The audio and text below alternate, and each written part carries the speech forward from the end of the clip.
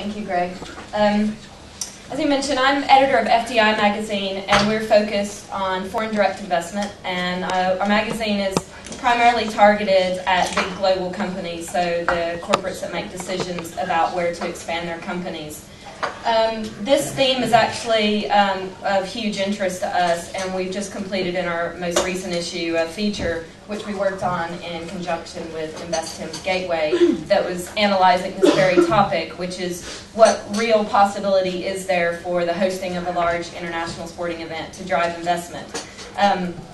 There's a separate issue, of course, of the economic benefits and all of that, which has been rehashed quite a lot. And there are always numbers bandied about what the Olympics would mean to London and the UK. It's a little bit harder to measure in any scientific form how it can be a precise driver and how it can impact investment decisions. And even 10 years after the Olympics, we won't really know, and it'll be very hard to say this company came here because of this. But that doesn't mean that there's not a value, because there's quite a lot on the soft factors and the hard factors of investment decisions. And so it's really a matter of being aware of those and making the most use of them. What I would say clearly is that there's an opportunity to shape the investment environment in a host of positive ways. Improved infrastructure is obviously a big one. It makes an opportunity to actually get some funding put behind that, maybe things that needed to happen already. Improved real estate offerings. Just in the case of London, you'll have all this development in the east. London is kind of bursting at the seams as it is, so you have more housing, maybe more hotels, leisure facilities, and then things left over that can then be used as industrial and commercial space, therefore driving down prices.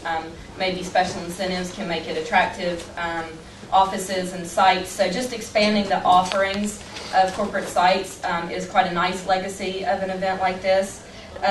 Also improved IT and telecoms infrastructure, just getting everything joined up, expanding the range of what's on offer for investors. That has a clear benefit, but again, hard to measure. There's a very clear opportunity to brand or rebrand a location. This worked very well in the case of Barcelona, as the Deputy Mayor mentioned. I mean, you have an opportunity to have the world's attention, and that includes the eyes of corporate decision makers. And I think, for example, in Barcelona, there was that striking images of the divers with the beautiful backdrop of the city, and that might not mean anything directly in terms of the business environment, but it presented an image, whereas people might not have had any perception of Barcelona or a negative one from previous government legacies past. So I think what you want to strive for is those images that really kind of solidify what a place is to itself as well as to the companies. I mean, London doesn't really suffer from a lack of recognition or even a particularly negative image for business. I mean, we've just handed out an award yesterday to the mayor and also to Andrew, where we cited London as the most promising investment destination for the future based on our European rankings of attractiveness for investment. And the Olympics is part of that. London doesn't have a bad reputation, but it's still an opportunity to bolster that and to keep driving home what it has to attract investors and what the city means. I would say one thing about London is there's a perception amongst its own populace that the infrastructure is bad, even though it's still, in global terms, it's quite good. And the Londoners already grumbling about the people coming in and how it's not going to work and we're going to blow it, which is maybe a particularly British trait. So that leads to the other benefit that I want to mention, which is just showing that you can pull it off, even if that means showing yourself. So it's quite important looking at a place as an investment destination to see how do the local government and national entities work together. Is there infighting? Is it working? Are there scandals? Is the infrastructure completed? Is it on time? Showing that you can pull off a huge project and all the factors can work together in partnership with private companies and investors is actually very important.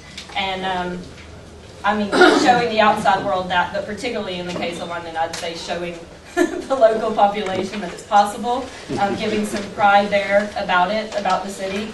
All of this kind of feeds into a general perception of a place, which then relates to how it's perceived as a business environment as well.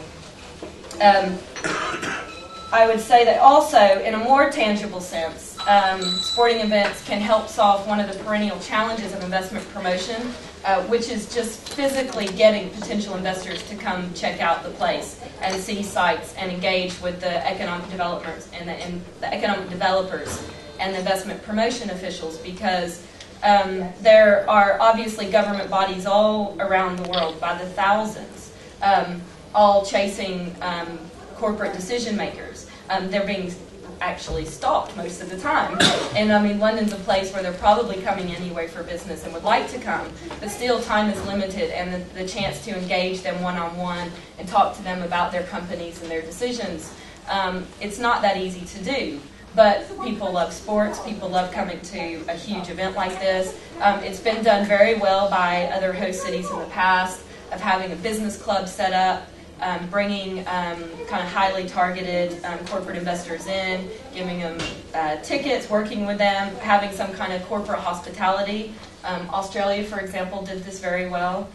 In Sydney, I think, with the Australia Business Club, and then they managed to do that again in Melbourne. That's quite an interesting model where, again, using it as an opportunity to just get their feet on the ground and engage with them is actually a huge benefit that I don't think is really talked about all that much. So these are all kind of upsides and things that are possible. I mean, there's clearly the downside, which is that while you have the world's attention and including that, the attention of potential investors, while it's a chance to show off infrastructure, show off the people and the dynamic nature of a city and all of that, it also means if you have the attention, better not screw it up because it can also be damaging for a location brand.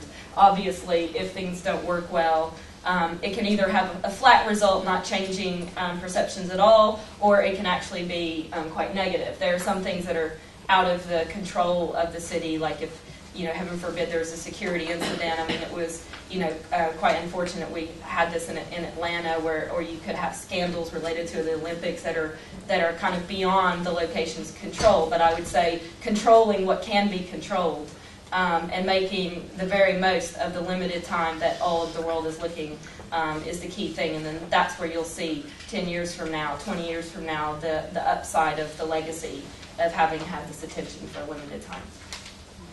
Thank you.